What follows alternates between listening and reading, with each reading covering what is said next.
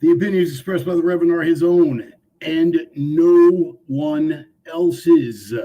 He promises to give you the truth, unrestricted, uncensored, unfiltered, and most of all, unlubricated. Coming from the heart, guided by the mind, guaranteed to kick your ass. Get ready, boys and girls. Time to choke them with our collective truth cock. It is time for the Sunday sermon. I see everybody over here in the StreamYard window. I don't know if anybody's on. All right, I guess we're going live. Still getting used to it. All right, cool. That's excellent. Still getting used to the software, people. We're running through StreamYard, which is what I'm using. Not like they're a sponsor of the program or anything, but you can see them over here in the corner. Here we go. I'm on the opposite side. See them over there. Yeah, but powered by StreamYard. I haven't gone to their premium yet, but I'm thinking about it. I mean, it seems to be working so far. I got a little alarmed because I was sitting here and all of a sudden I got people over here, that are jumping over here, just got live notification. So I'm seeing you in the StreamYard window. Before we only had one production screen. Now I got to have two. I had one for StreamYard and one for YouTube. So I don't know who can see me when. For all I know, I could have been ranting and raving for the last 30 minutes and you guys are, it's just Bart being an asshole, but you guys are used to it.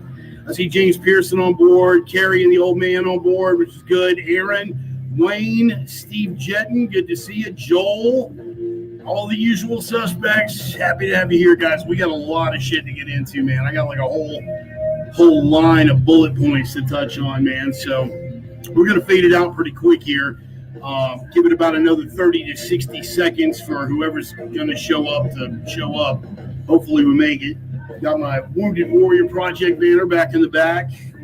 I think we're going to make that part of a theme too, man. We're going to be like changing out banners and stuff. Same way I change out the t-shirt. Got the Ivan Drago boxing gym shirt on today.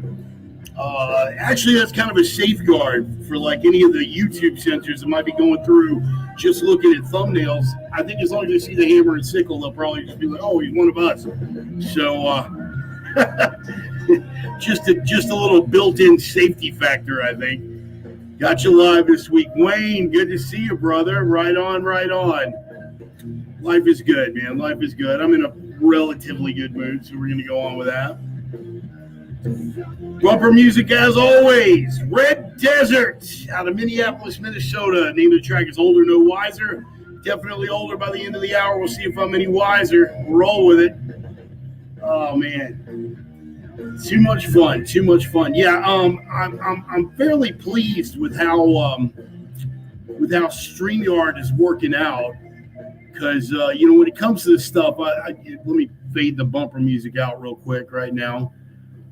When it comes to this stuff, I got to tell you, man, I'll be the first to say I'm kind of an idiot when it comes to, any sort of video production. That's, why I've kept it simple up until now. We just had the phone. And once I got booted off of that, going to StreamYard now, we're going off the webcam here off this mil-spec laptop. And I'll actually be glad when I can get the Reverend Bart page back up on Facebook so I can show you guys like some of the equipment that we're using. I touched on it briefly last week. One little personal update.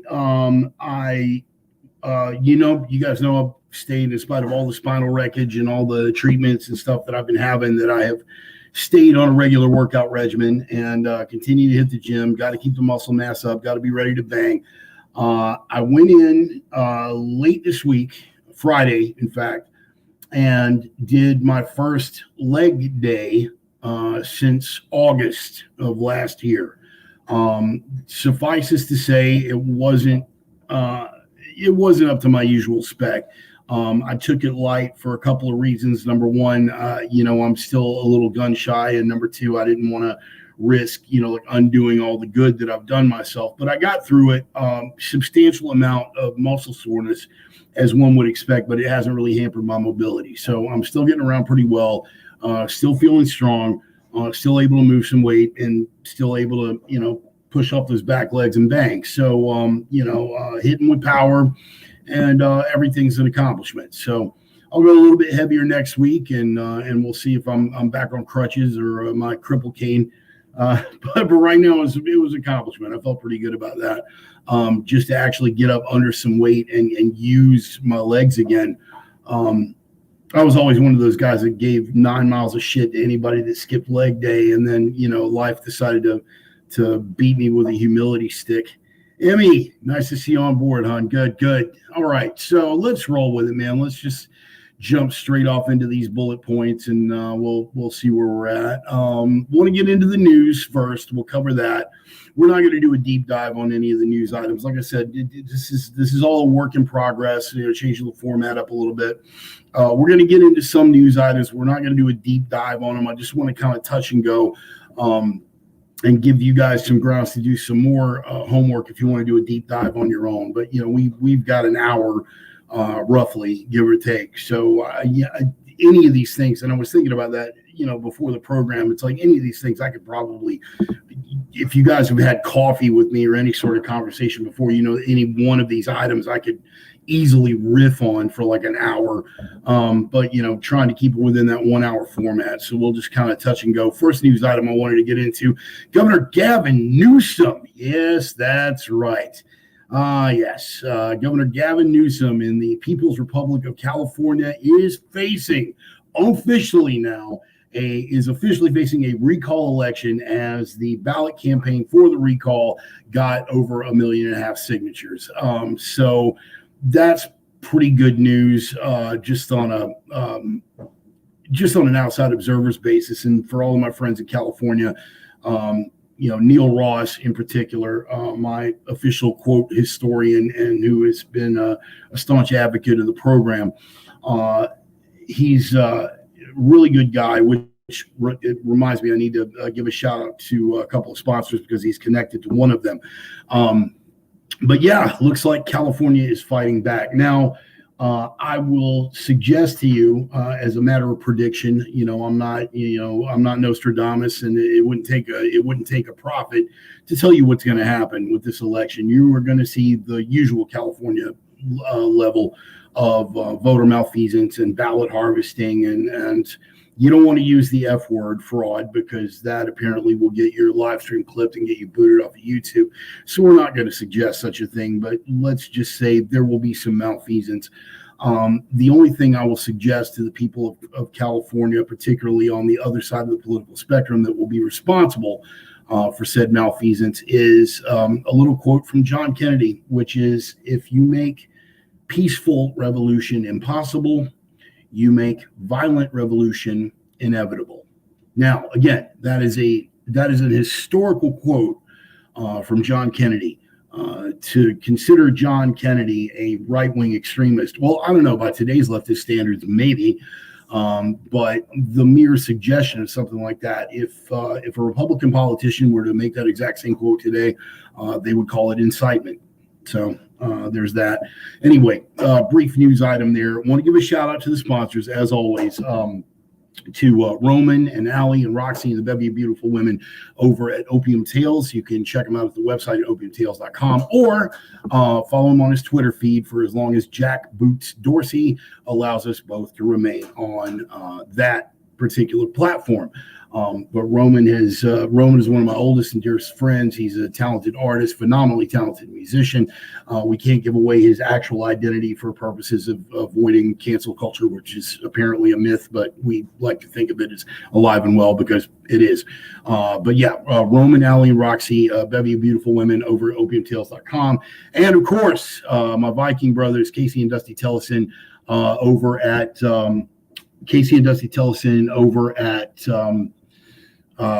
Nordic Smoke Barbecue. That's right. Casey and Dusty Tellison over at Nordic Smoke Barbecue. They are the only legit barbecue in the Inland Northwest. And they are an independent business that is struggling to pull it together with all of Jay Inslee's lockdowns and things like that. Also, you can check them out on Facebook, the barbecue page. Dusty has been doing some live dispatches that are very, very interesting and very, very entertaining. So there's that. Stand with Gina Carano. It's almost like you could predict it, Steve. We're going to get into Stand with Gina. In fact, that is bullet point number 3.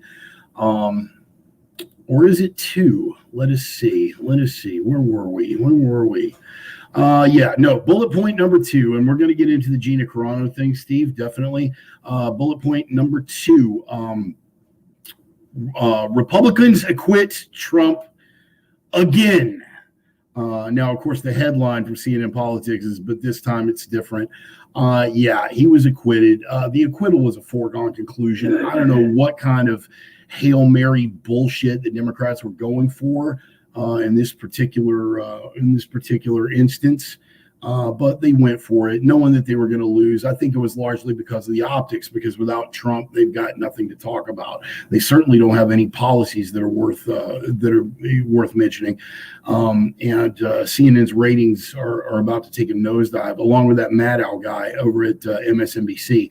But yeah, they acquitted him, and predictably, the 43 Republicans. In the classic leftist exercise of the tolerance, they were trying to convict Trump for incitement to violence. And immediately the response to the acquittal was all of the Twitter sphere came alive with leftists saying that the 43 Republican senators that refused to convict, that we needed to, pretty much get out and commit violence against them. But again, it's not bad when we do it. That's the classic classic leftist methodology. That's pretty much the way things work. Anyway, so there's that.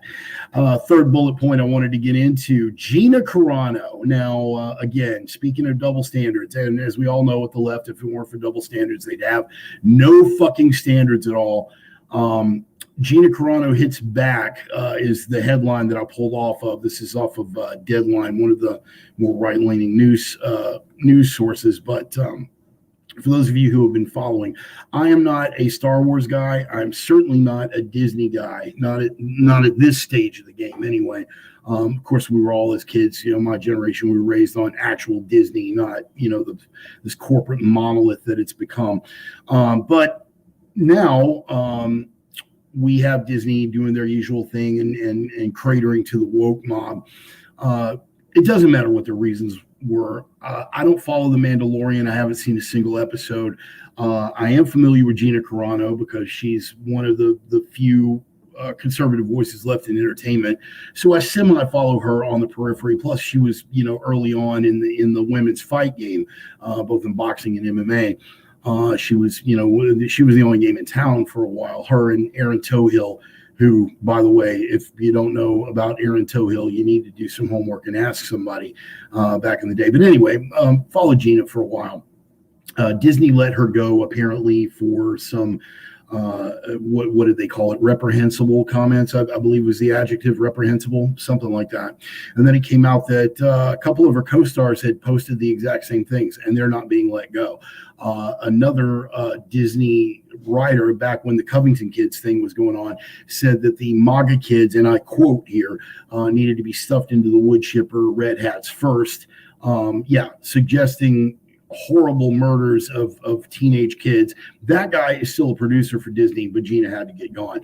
Her co-stars tweeted some of the exact same things, but Gina's got to get gone. There was another guy. What is the guy's name? James Gunn, I want to say, that had, just the most abhorrent tweets you can imagine, suggesting pedophilia, bestiality, that sort of thing. Still working for Disney. But again, it's and this is what really bugs me about this is the whole thing. You have freedom of speech, but you don't have freedom from consequences. Well, nobody would expect that you would have freedom from consequences, but the issue is that the consequences are unevenly distributed. And again, at this point, anyone who is, and again, they keep trying to say that cancel culture doesn't exist, that the double standard doesn't exist. It's absolutely patently fucking absurd at this point to keep making that assessment. Yet James Gunn, I was right on that. Okay, thanks, Wolf. I appreciate it. And by the way, thanks for showing up, Wolf. I appreciate it. Patty, hey, cool. All right, great. Cool. So we got folks. Anyway, didn't want to do too deep a dive on that, but one thing I will say for Gina Carano is she went immediately over to Ben Shapiro's channel of the Daily Wire, Ben Shapiro of the Daily Wire. Did I mention my wife is a doctor? Sorry, maybe it doesn't have the same effect because I'm wearing this cap instead of a yarmulke, but yeah, Ben. Oh my God, the most irritating intellect that I'm a big fan of listening to. One of my two favorite Hebrews. Even when he pisses me off, even when I vehemently disagree with him, and even when he pulls his occasional neocon nonsense, I just want to choke the shit out of him. I do find him consistently entertaining. And if you haven't been over to the Daily Wire, I'm a big fan, full disclosure, big fan of the Andrew Klavan show, not necessarily because I agree with Klavan, but because the humor of his opening monologue has been the only thing that has stood between me and some violent episodes, probably on a number of days where life was not going so well. Anyway, Gina has bounced over to the Daily Wire. The Daily Wire now is doing what a lot of us on the conservative side should have done a long time ago. Which is they are becoming their own media. They are creating full-length feature films now. They're working with streaming television type programs on top of the basic Daily Wire content like the Andrew Klavan show, and I believe Candace Owens is over there now. And of course, you got Ben's show and Michael Knowles and some other people over there at the Daily Wire. Again, they're labeled as alt-right adjacent. It's always funny watching people try to label Ben Shapiro a white supremacist, considering he's walking around wearing a yarmulke for starters, and also for like 2 years running was like a leading recipient of anti-Semitic death threats on Twitter for like 2 or 3 years running, I think it was. But now he's alt-right adjacent and therefore a closet white supremacist, however the fuck that works. But again, it's no point in going into that. I'm not going to lament it. We all know what it's about, and we just laugh it off now, or at least we should. Let's not get into that. But anyway, yeah, Daily Wire is creating they're becoming their own media outlet. They are going to become the de facto Netflix / Amazon for the conservative set, and I think it's a fantastic thing. A long time ago, Jello Biafra from the Dead Kennedys, and of course Jello is a staunch leftist, and we all know this. I was never a punk rock guy. I was always a metal kid, but I had an appreciation for Jello's spoken word, because truth is truth, no matter who speaks it. And he spoke to some very important truths at a time where conservatives were the ones who were the enemies of free speech. And I stood with him back then. But the one thing that he always said is, don't hate the media, become the media. Right? That was a quote that he said a long time ago that stuck with me. And now, in the age of even some, nut job blue collar idiot like myself has a chance to go live and be accessed by thousands of people, it's easier and easier to live up to that credo. The thing that I've always wondered, though, is I wonder how he feels about it now, because as a general rule, it's conservative voices that dominate the alternative media. Primarily because we had nowhere else to go. The gatekeepers, you have Fox and you have OANN and what's the other one, Newsmax, and a couple of the other outlets. But as a general rule, legacy media is entirely controlled by the left and going further left by the day. So alternative media was the only place we had left to go. And conservative voices have done a much better job with it and gotten a much better following, because it's the way and you've heard me say this before, fundamentally, to quote from the movie JFK, you remember the scene where they're on the National Mall and X is talking to Jim Garrison. He was like, the thing you got to remember, Bubba, is fundamentally people are suckers for the truth. And if you expose them to it, they will respond. And conservative voices, again, speaking truths that you're not going to get through mainstream media outlets. We've done a lot better job with the alternative media. So good on Gina Carano, for not apologizing, because that is the one thing that I would have immediately just completely lost respect for her, as I have for so many other people that, they take a stand, and then you have to understand, apologizing to these people is nothing. They don't accept the apology. They will make you grovel, and it accomplishes nothing. They will never accept you again. They just want to see you grovel. It's the struggle session from Mao's Great Leap Forward, where they pull you out in the street and tell you to confess your crimes, against the people and all this other stuff, and you see so many people just, oh, I'm sorry, I didn't, I didn't realize that my comments are gonna affect people like that, and I want to apologize to the alphabet people and my rabbi, and it's like, shut the fuck up, man. Stop. You're fucking breaking weak. You're prostrating yourself in front of these people. You didn't do anything wrong. So good on Gina for hanging tight, and good on the Daily Wire for picking her up and putting something into production to keep her in circulation. Like I said, it's about building a community of like-minded individuals and taking care of each other. That is the beauty of this. That is the beauty of the internet. It opens it up. We can communicate. We don't have the gatekeepers no longer have the power that they once did. And to see Gina just sticking to her guns and walking around it, I think it's a beautiful thing. Ryan, good to have you on board, man. I hope everything's coming through clear. And guys, if there are any hiccups, just be sure to kind of post me something over here. I'm looking at the two production. I don't know. Okay, do me a favor, guys, just as a check. You guys are. I'm going to assume that you're posting your comments in the YouTube window and not the StreamYard window, right? Because I'm seeing it in the StreamYard window, but the YouTube window is being a little funky. Again, we're still getting used to this, and it's not really that big of a deal. Okay, touching on one of the last couple of bullet points that I wanted to get into. Jen Psaki, the P is silent. The press secretary, the shill, essentially, for the Biden administration, the circle back girl. We're going to have to circle back and get back to you on that. Every time, listen, guys, just how to read it. When she says circle back, it's like, I don't have a prepackaged lie to feed you right now. So we're just going to have to circle back to that at some point.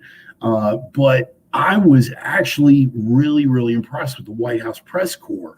I don't know the name of the reporter who asked her the question, but there was an executive order that was signed under the Orange Man that prevented China from having any access to our power grid. With regard to, or just power and communication grid, as in he kept them out.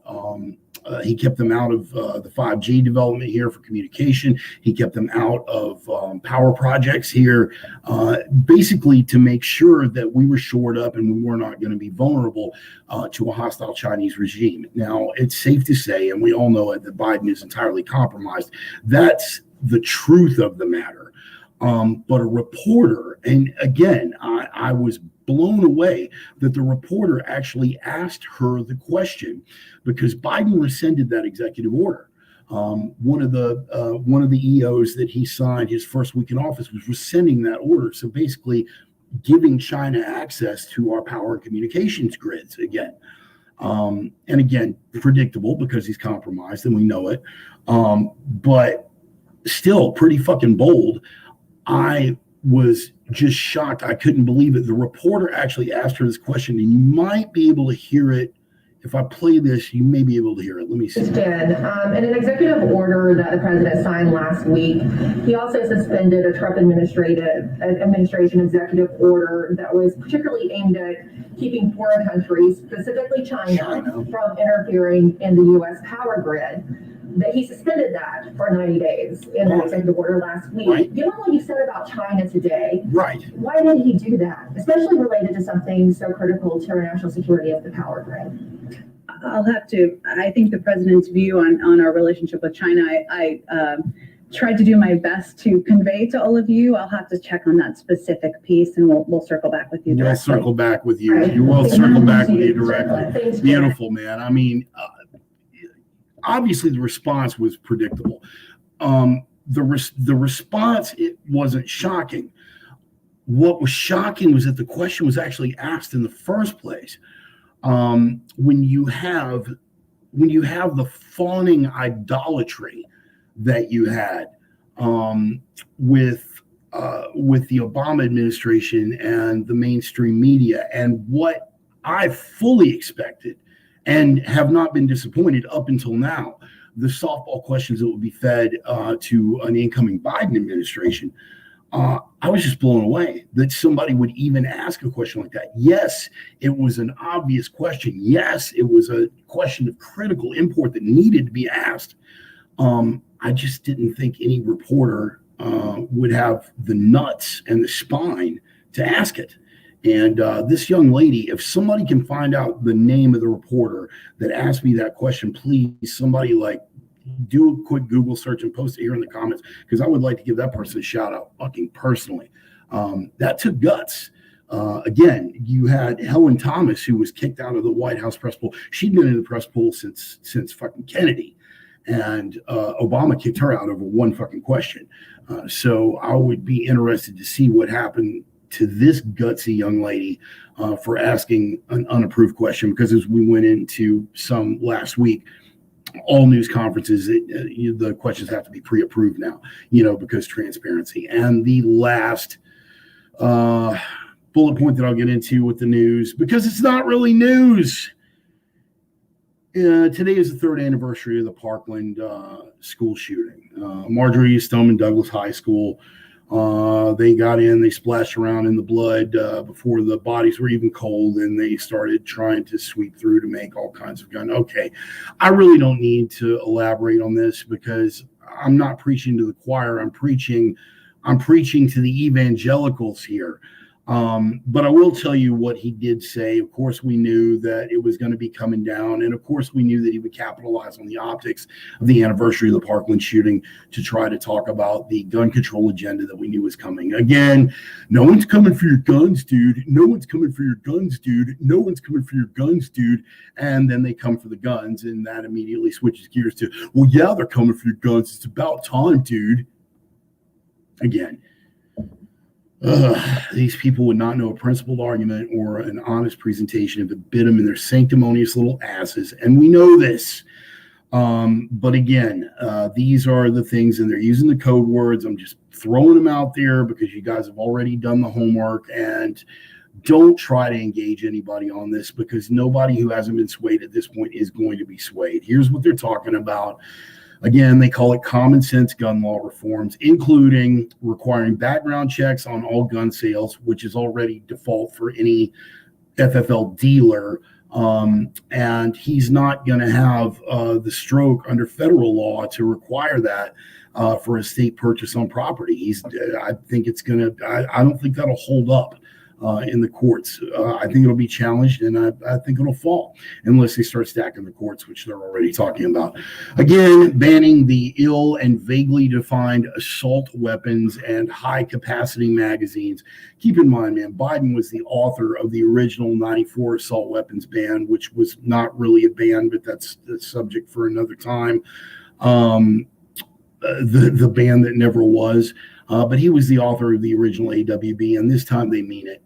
They're very, very specific on the wording and the definitions and all the other things. But banning assault weapons, high-capacity magazines, eliminating immunity for gun manufacturers who knowingly put weapons of war on our streets.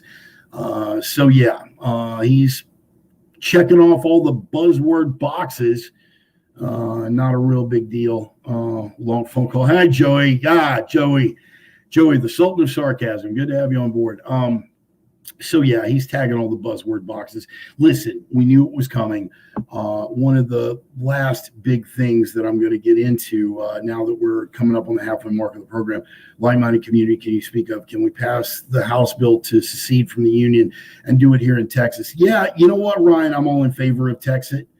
Sheila Jackson Lee, Ryan, you're correct. Absolutely, right on top of it. A little personal anecdote, because I like sharing those, when I can.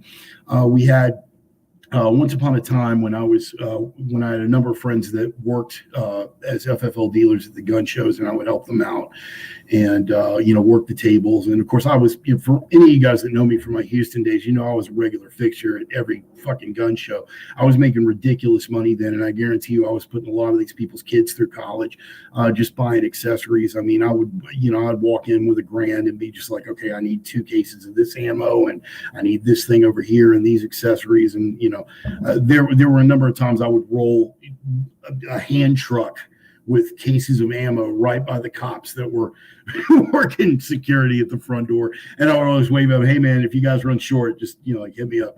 But anyway, yeah, I was around the gun shows quite a bit. I was on a first name basis with everybody. It was a regular fixture. Sheila Jackson Lee, one time there was a gun show at the George R. Brown Convention Center, and the gun show was upstairs, and Sheila Jackson Lee had something going on downstairs, and she sent one of her minions upstairs, I guess, trying to make some sort of political point about the ease with which, because that was her presentation downstairs, was that, weapons of war and assault weapons and yada, yada, yada. But she sent one of her minions to walk around hitting up tables, trying to buy, and it was the dumbest move anybody could have made, for anybody that knows. But he was trying to buy a full auto machine gun off the record, right? And he hit like a couple of tables, and they just looked stunned. I mean, they just looked absolutely fucking stunned. That it was like, dude, come on, it's like, because even federal agents aren't that easy with it. And after about the third table that he hit, me and a couple of friends were like, oh, what were you asking about, bro? Oh, dude, you're trying to buy a fully automatic weapon without any paperwork? Oh, is that what you're looking for? Gee, man, I don't know if anybody can help you. Let me ask around some of the tables. And we're just like pointing at people going, hey, would anybody know anything about a full automatic weapon that'd be available with no paperwork? Because this guy here says he's looking, and immediately red face, oh shit, the game is up. And we literally shamed the guy out of the building. But yeah, that's just the kind of thing you see. That's just the kind of thing you see with people like Sheila Jackson Lee, just the disingenuousness of it. But yeah, we all knew it was coming, so it's not a real big deal. Just get your house in order, people. Get your house in order. At this point, it's still not too late. I want to suggest this, particularly for my Texas people. Texas has some deals available. You just got to be creative in your searches and do a little bit of homework. I saw on Texas Gun Trader an AK-47 semi-auto, of course, but was a bona fide, good, solid manufacturer AK on Texas Gun Trader for $650. Now, if I had $650 just to toss around, I probably would have made a move on that myself, because it's a model that I have owned before. I'm not going to give you the name of the manufacturer because that would make the search too easy for you if you're out there looking.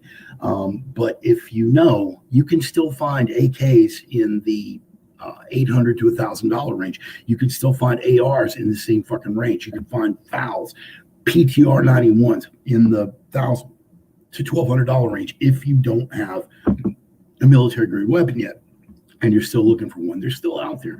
But you better act quick, man, because it's coming down the pike. Don't say I didn't warn you. Of course, don't say I haven't been warning you for decades at this point. So, Steve, your governor with that F yourself comment gained my respect. Yeah, real quick on that. Apparently, Governor DeSantis from Florida, again, fact checks on this are a little dodgy. I'm going to go ahead and I'm going to call it verified because I just really want it to be true, even if it wasn't. But apparently Biden, while leaving our borders wide open, is now going to restrict travel to Florida. They're floating that little trial balloon. And DeSantis wasn't having it. He was like, look, man, if you guys proceed with this, I will instruct the National Guard to protect the travel rights of the citizens of Florida. And he said, you will address me as President Biden or Mr. President. And DeSantis was like, no, I won't. You can go fuck yourself. Dude, what balls. If it really came down that way, and God, I pray that it did. But yeah, that's cheaper than the CZAKs. Like, yeah, Ryan. I mean, it's crazy.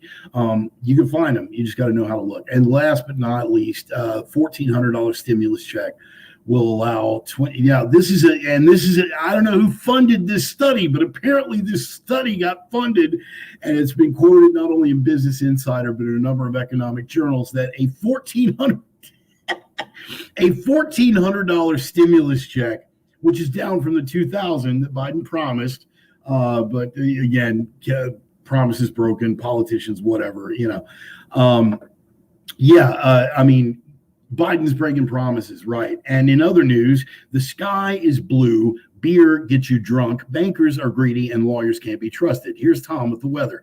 But a $1,400 stimulus check will allow 22.6 million Americans to pay their bills in full through mid-July, new report finds. I'm just going to float that out and just leave the absurdity to stand on its own. $1,400 is going to allow 22.6 million Americans to pay their bills in full through mid-July. Apparently 22.6 million Americans don't have car notes, mortgages. Oh, wait, he's talking about the people that are going to be living in their mom's basements. They're going to be able to, 22.6 million mom's basement dwellers are going to be able to pay their bills in full with $1,400. Are you out of your fucking mind? These people are just like so patently out of touch, man. That's almost a let them eat cake moment, literally. And here's the kicker about let them eat cake. If you guys are familiar with the actual history of the let them eat cake comment, it wasn't when Marie Antoinette, when she threw that shit out, it wasn't that she was being dismissive, like, fuck those peasants, let them eat cake. That wasn't the attitude.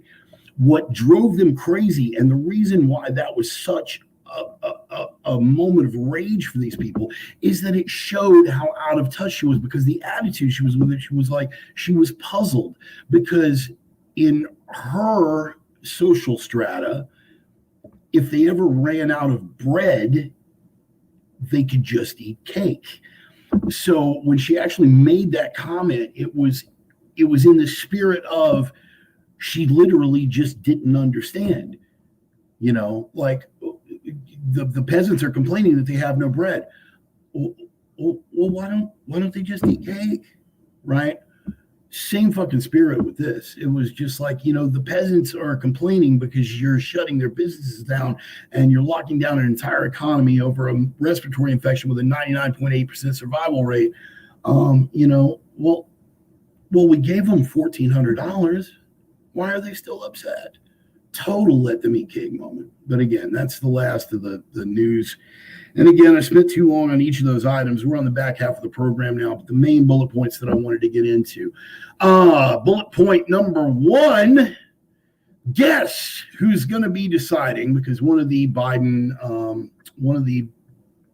policy moves is going to be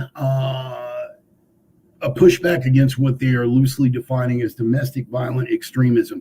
And they have said that they're going to use the resources of federal law enforcement and local state law enforcement, as well as, and this is a quote from their policy statement, as well as the appropriate non-governmental organizations.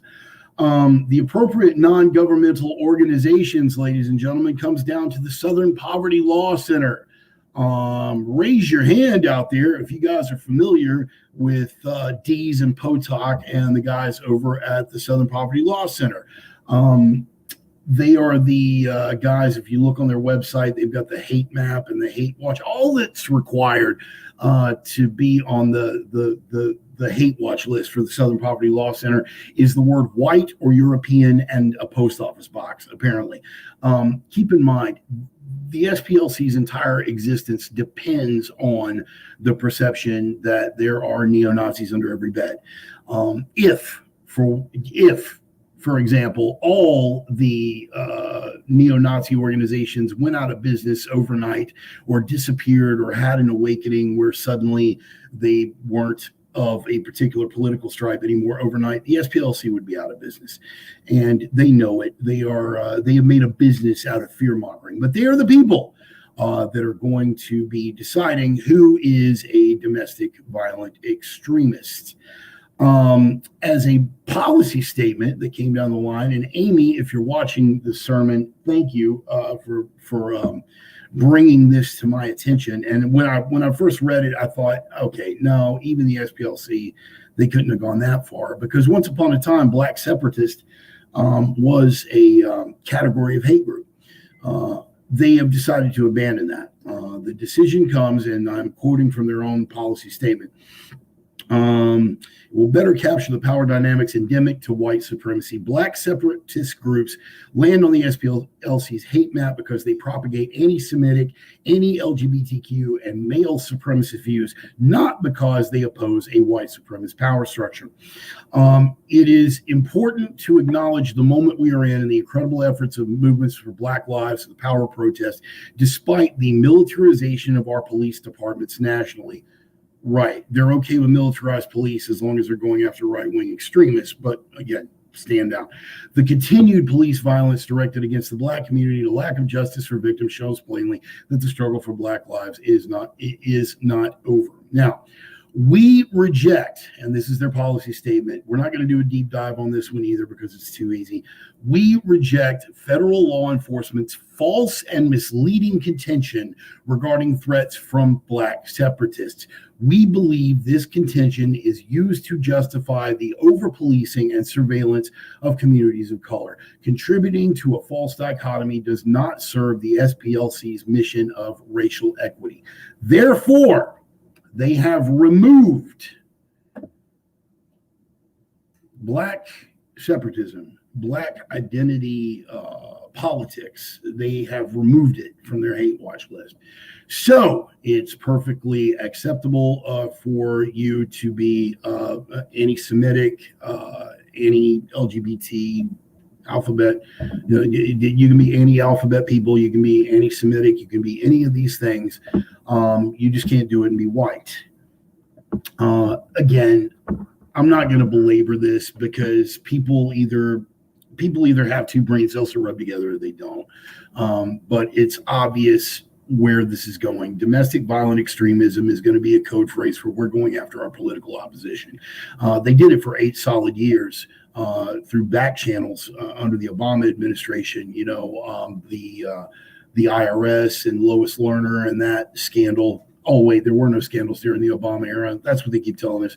But Lois Lerner using the IRS to make it difficult for conservative organizations to get 501c3 status and all the other political steps that were taken against their opposition. It's going to be the same, but it's going to be much, much worse.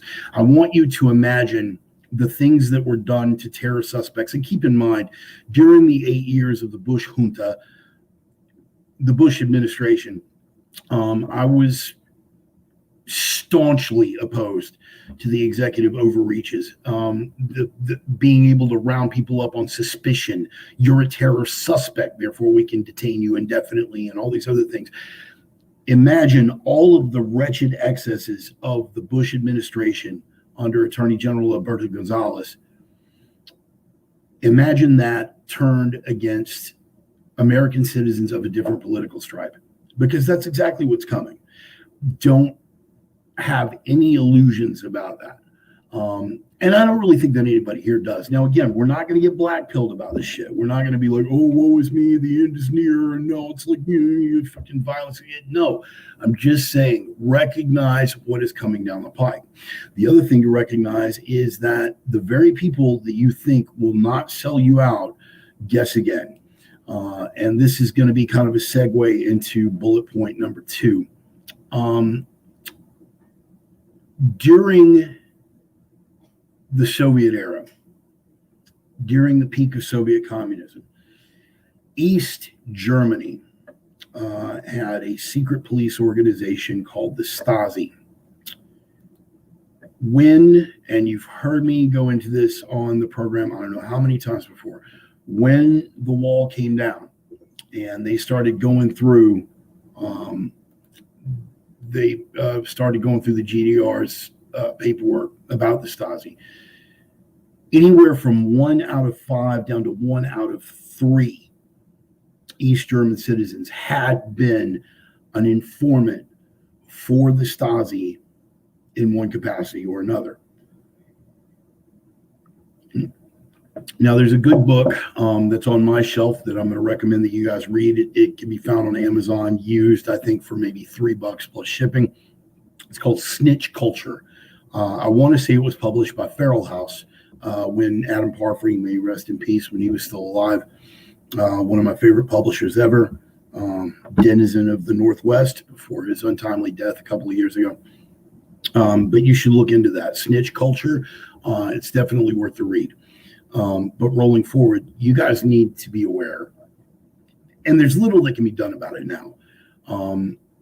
Because if you're anything like me or my typical fans, and definitely my friends, you are outspoken. You make no bones about your politics, who you are, the principles that you stand for, and the lengths to which you will go to defend those principles. So the cat's out of the bag. Being quiet at this point, or thinking that you're just going to, like the classic, oh, I lost all my guns in a boating accident, or, picking now as a time to shut up about your politics, is not going to help you. They already know. And when the pressure becomes, as it was, your friends, your neighbors, members of your family are going to be the ones that are going to turn you in. You have absolutely nothing to gain at this point by shutting up. People hit me with that all the time. It's like, bro, with this domestic violent extremism, you're going to keep doing these sermons? You're going to keep saying these things? You goddamn right I am. I'm going to double down. Because for me to shut up now, not only is cowardice of the highest order,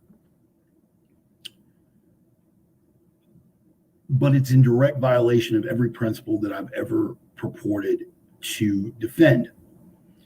So, if they come, let them come. You're going to die on your feet. You're going to live on your knees. But don't have any illusions about this, people. This is the way that it's going to come down. But it leads me to, speaking of East Germany, here's a little bit of Cold War history that you may not be familiar with. Now, we all know about the Berlin Wall. There was a magazine article that I remember, and I was in third grade when I read this article. It was one of those drama in real life kind of magazines, that would talk about whatever, people stranded in the desert, and this guy was attacked by a shark and floating in a lifeboat for it was one of those kind of magazines. But I remember the name of the article. It was called "Escape Through the Sewers of East Berlin." Now, in third grade, I couldn't, what the hell did I know about politics, about any of the things? I remember that communism was always referred to in the light of being bad. I remember, and eventually as I grew older and into fifth and sixth grade, that we would have people that they would bring to the school that had escaped the Soviet Union or East Germany or whatever, and would talk to us about the horrors of communism. But here I was, a third grader, reading this thing about escape through the sewers of East Berlin, and the horror that this family had to endure, because they literally went in and they managed to circumvent the wall, not by going over it, but by going under it. And they went through the sewers and managed to come out on the European side of the wall, the free side of the wall. Some of you youngsters might not even remember the Berlin Wall as a thing. Show me a place with a capitalist economy and a government that amounts to a representative democracy or a constitutional republic that has to build a wall to keep its people in, and I'll gladly shut right up. But yeah, that wall stood for decades. Here's a little thing about that wall. Over here, we just called it the Berlin Wall. Over here, it stood as a monument to oppression and to what it took to hold people in bonds of human misery, to have a society that was so morally reprehensible and reprobate that they had to build not one wall actually, but two walls. It was two, and then they had the alleyway in between. That they had to build walls with razor wire and landmines and attack dogs and sniper towers to keep people in. Now, of course, that wasn't what they were told on their side of the wall. On their side of the wall, it was to keep us out. Do you know what it was called on their side of the wall? Is everybody ready for the Google search? On their side of the wall, it was called the Antifaschistische Schutzwall. My German pronunciation is terrible, but you get the idea. The German Democratic Republic, East Germany, Communist East Germany, referred to it as the Antifaschistische Schutzwall. How about I not try the German pronunciation again? How about we call it what it actually means? It meant anti-fascist bulwark. That's the literal translation. On their side of the wall, they were told that this wall was not being built to keep them in, that it was being built to keep the fascists out. Right? We're going to touch back on that in a minute. Actually, no. Let's go ahead and roll with it. Let's go ahead and roll with it. They were so totally controlled. Now, here's the thing: their people didn't believe it. Not as a general rule. You had some staunch party apparatchiks, members of the Politburo, that were true believers, that really did believe that communism was the right system, and that fascism lay on the other side of that wall, that freedom was just a code word for fascism. In much the same way that as things progress with the social revolution that seems to be in progress right now going forward, you're going to have your true believers that are not going to be swayed. But as a general rule, they know deep down that they're being lied to. They know deep down that what is going on around them is not working out for them. They know that the media is a propaganda arm for one particular side. I always misattribute this quote because I want to say that it was Dmitry Orlov at cluborlov.com, a blog worth checking out if you haven't. I always attribute it to Orlov, and I've been corrected like 5 fucking times now. And I always manage to not write it down or make the bookmark, but we'll go with it, and we'll go with it as if Orlov said it. But it was, if it wasn't Orlov, it was a former denizen of the Soviet Union, and he said that the advantage, if you can call it that, the advantage that they had living under the totalitarian dictatorship of Soviet communism was that they knew that everything that came through the media was filtered, controlled, and agenda-driven, and was essentially a voice for the party. They knew that they were being lied to. They knew that every bit of anything that they heard through the media was propaganda. Propaganda to push the agenda of the ruling class. Now, why would this be an advantage? Well, he goes on to say it was an advantage because the people in the West, and particularly in the United States, are under the misguided impression that the press is both A, free, and B, objective, when in fact it is neither. And if there is any good thing, and again, we're about finding the light in the darkness here. If there is any good thing about how naked the propaganda has gotten, right? If there's any good thing about how naked the propaganda has gotten, it is this: that more and more people are coming to grips with the fact that they are being propagandized. Now, the number of people that believe it gets smaller and smaller, and as it's almost like a star reaching critical mass before going supernova, because the smaller the group of true believers in that hard leftist propaganda gets, the more potentially explosive they get, the more entrenched they get, and the more willing they are to commit violence. But that's to be expected. But I'm all about finding the good. More and more people are seeing how completely propagandized they are, and they're not buying it anymore. They're just not. It's going to come to a point where the measures that they have to go to keep people from seeing what's right in front of their fucking faces is just going to become so untenable that it's no longer worth the effort. And in the end, what have I said? Fundamentally, people are suckers for the truth. So in the end, we win. Real quick, get off into the financial market, because I did offer you some words of wisdom with regard to precious metal investment. Some of you guys are thinking, oh, what? Platinum, gold, silver? No. Brass, copper, and lead.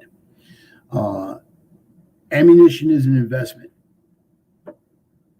One that you should have made a long time ago. One that, for all intents and purposes, I would love to see Robinhood or eToro or any of them have the graph like they have for all the cryptocurrencies. I would love to have them graph the median price of ammunition as things fluctuate, because that would be a market worth playing. But how is that really investment advice? Well, it's probably bad investment advice right now. You don't want to buy now, top of the market. You want to buy low. You want to sell high.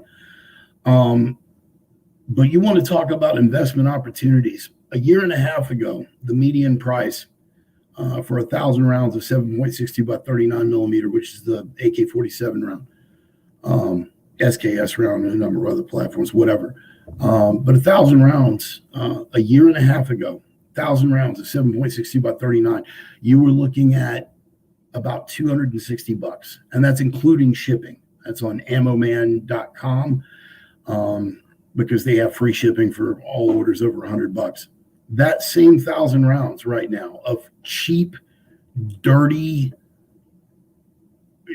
corrosive fucking Tula ammo, full metal jacket, $535.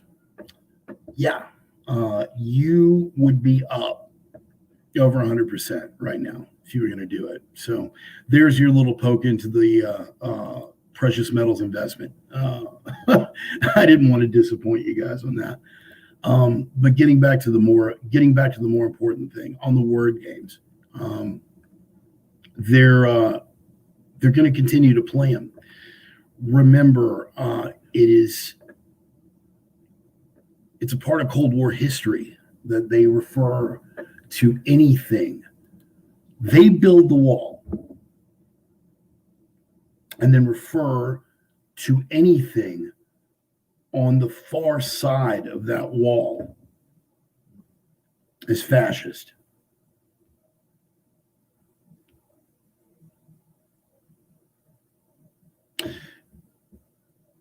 Everything on the far side of that wall is dangerous, is a threat to be suppressed and avoided, and more to the point, something that we can't talk about.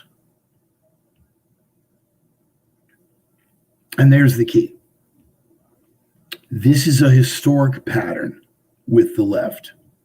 They build the wall. Even now, the wall is more ideological than it is physical. But they're the ones building the wall. They're building the ideological wall. And everything on the far side of that wall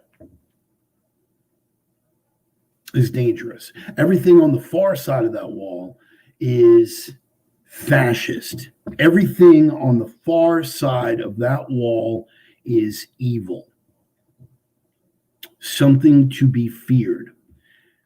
Something to be feared, so much so that we can't even talk about it.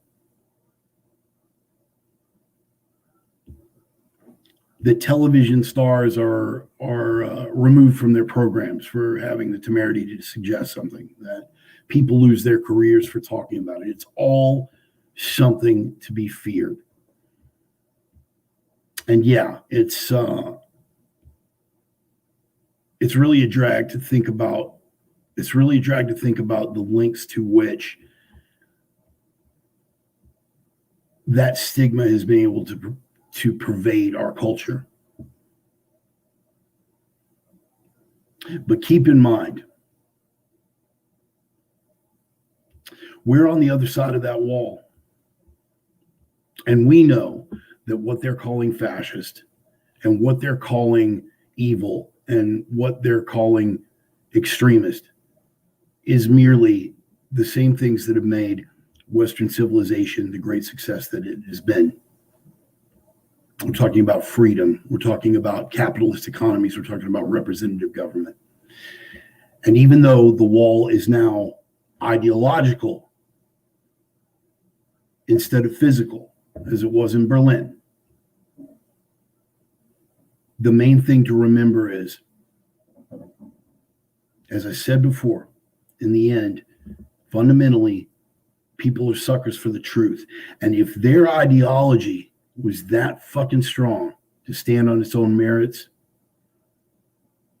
they wouldn't have to be building a wall to keep people in. I am the Reverend. That is the gospel. We've reached the end of the program. Appreciate you guys being here. Ryan, sorry I missed that. Yeah, Khrushchev's UN speech, that fucking shoe-banging weirdo. We will bury you. We will bury you. Oh, man. Yeah, lead is hard to come by. Joel, yeah, sorry I missed all those comments right there at the end when I was touching on the ammo thing. Listen, I appreciate all of you guys being here. It's fantastic as always. I think we're starting to settle into a groove with the new software and the new production stuff, just kind of getting into it and figuring out how everything operates. Again, if you want to drop something in the collection plate, I am certainly not averse to such things. I am on PayPal, I'm on Venmo, I'm on Cash App, I'm on Facebook Pay, I'm on any number of you name it, it's there. If you guys want to throw a couple of bucks in the collection plate. But as always, even if you haven't got a couple of dimes to drop in the collection plate, you know, this has been a labor of love from the beginning. It will continue to be a labor of love. The one thing you can do for me, for sure, if you want to help out, is continue to spread the word. Continue to spread the word. Get on out there, share the program. Let them know that we're doing this thing every Sunday. This crazy motherfucker gets on and rants for an hour, and it might be something you'd be interested in. So spread the word, spread that gospel. And as always, most important, remember the core principles. Be the signal, not the noise. Be the light, not the darkness, and be that strength in a world full of weakness. I am the Reverend. I appreciate you guys being here. I love each and every one of you. Making this old cripple feel like he's not such a lone voice in the wilderness, 1 week at a time. Guys, communicate. Get on over. Start looking for, and we'll touch on this more next week. If you're not on Telegram yet, get there. It's one of those platforms that's going to be a lot harder for them to kick us off of. I hear Parler is going to be back online pretty soon.